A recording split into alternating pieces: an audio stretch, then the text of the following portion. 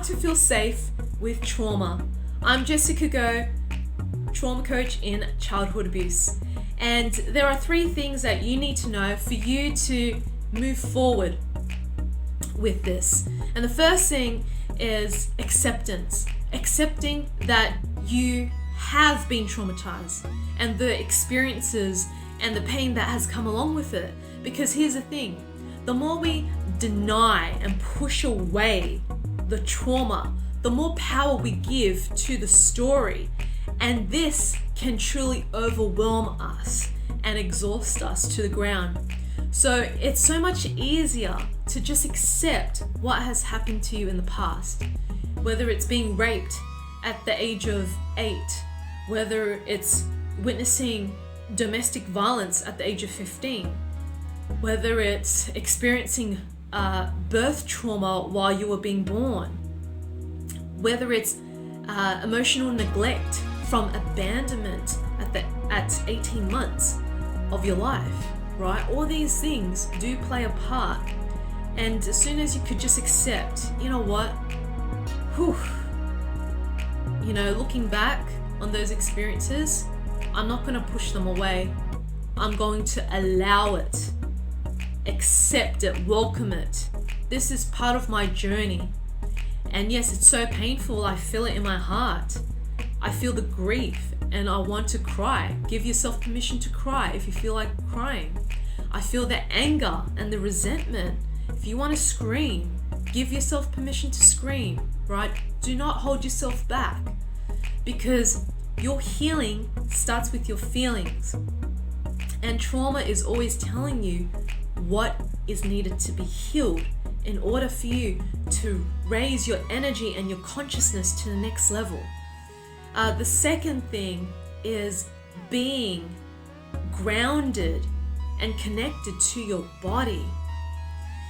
And the way you could start engaging and connecting with your body, because your body is a physical vessel or temple where your soul lives in as its home. So if we trash our temples, we're not looking after ourselves. Our mental health plummets, we gain weight, we get easily agitated because we're eating so much sugar and caffeine and stimulants in our diet. So really treat yourself with absolute respect, so then you can, really channel in clean energy into your vessel, and it's going to help you to sustain your journey ahead. So what can you do to be in your body? Things like yoga, walking barefoot on Mother Earth, being in the ocean or in the pool, practicing Qigong or Tai Chi. What I love to share with my clients is body work, somatic healing, psychosomatics, the mind-body connection, how the different parts of your body stores suppressed emotions and trauma. For example, the lower back is all about lack of emotional support. The elbows and the knees is all about love. The ankles and the wrist is about our sexuality. So if we're feeling pain in those areas, it's because it's related to our past experiences where we didn't feel supported, where we felt our sexuality was abused or shamed, or we didn't feel the emotional support and love that we deeply wanted from our parents, right? So if you'd like to learn more about this, you can check out my online course called Rebuild Your Self-Worth in the link below. So get into your body, because the more you could do body work and ways to ground yourself, as I've mentioned in the previous mythologies, it's all about bringing that heady, stagnant energy from the head of anxiety, the overthinking, overanalysis, paralysis, streaming down into our root chakra and flowing through into our feet, where we feel grounded, where it feels safe for us to be on this earth, right? Where it feels safe to exist in this lifetime. This is really important, because the more you can ground yourself, the more you expand your capacity to feel into the full depths of your trauma, And that's going to make a massive difference to your healing journey ahead. Because the more you disconnect from your body and you go into la la land, fantasy land, escaping through your thoughts, you become so disassociated with your body, your emotions. As soon as you do connect with your emotions and you get back into your body, you feel so overwhelmed and fatigued by them. This is why it's really important that you ground and connect with your body so you can consistently show up for yourself and release what needs to be released, so you're not holding it in. And the third thing is to love your inner child, right? So the wounded inner child is just an old programming, and it's there to serve you. It's there to show you how you need to be loved. And the wounded inner child may ask you or request you or demand you or pull your strings and say, hey, let's go to the junk food aisle of the supermarket and buy a shitload of chocolates because I just feel like shit. Or let's get a tub of ice cream because I just want to feel good.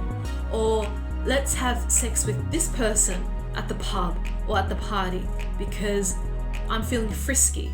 I just want to feel adored for my body. Let's engage in pornography because I'm feeling bored. Whatever it is, right? We start to seek addictions or addictive-like behavior through substances or through people or through acts or activities to feel this instant high because we're not feeling loved. And so, what if you could say to your wounded inner child, look, I don't feel this is the right thing for us to do. I know you're suffering right now, and I'm here to show you what love is. I see your flaws, I see your woundedness, I see how triggered you are right now, and I want to say that I love you. And I'm here for you. And I've got your back. And love is not found in another person or in just one person. Love is found with all beings, including myself. And it starts with me. And I love you. And you give your wounded inner child or your inner child a big warm hug, and just closing your eyes and feeling into the hug, and just say, I love you. I love you. I love you so much. You are never alone. You are here with me, and you are safe with me. Together, we got this.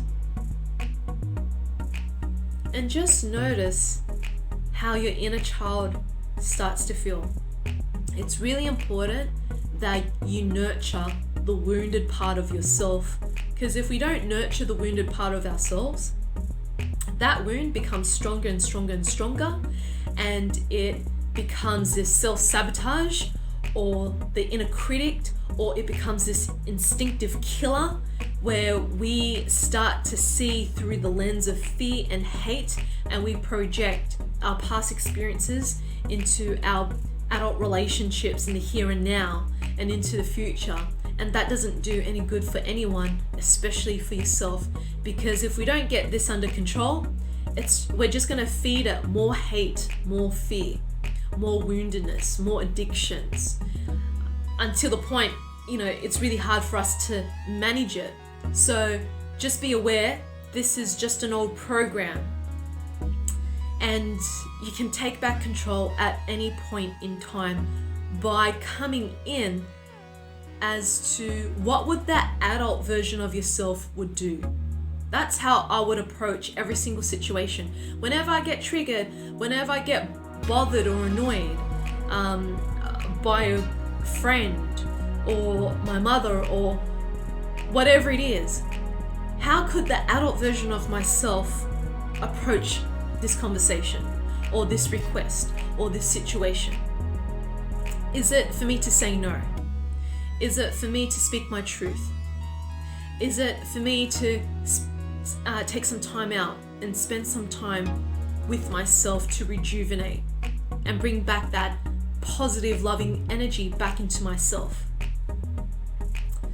I really hope this serves you, and if you are ready to finally get to the other side of trauma once and for all, check out my free webinar. Just click on the link below and it will bring you to another page where you get to check out my juicy content, how you can overcome the impacts of childhood trauma in just 3 months. And if you feel that the information resonates with you at the webinar, you are welcome to book a free clarity call with myself to see if trauma recovery is right for you. I hope this serves you, my love.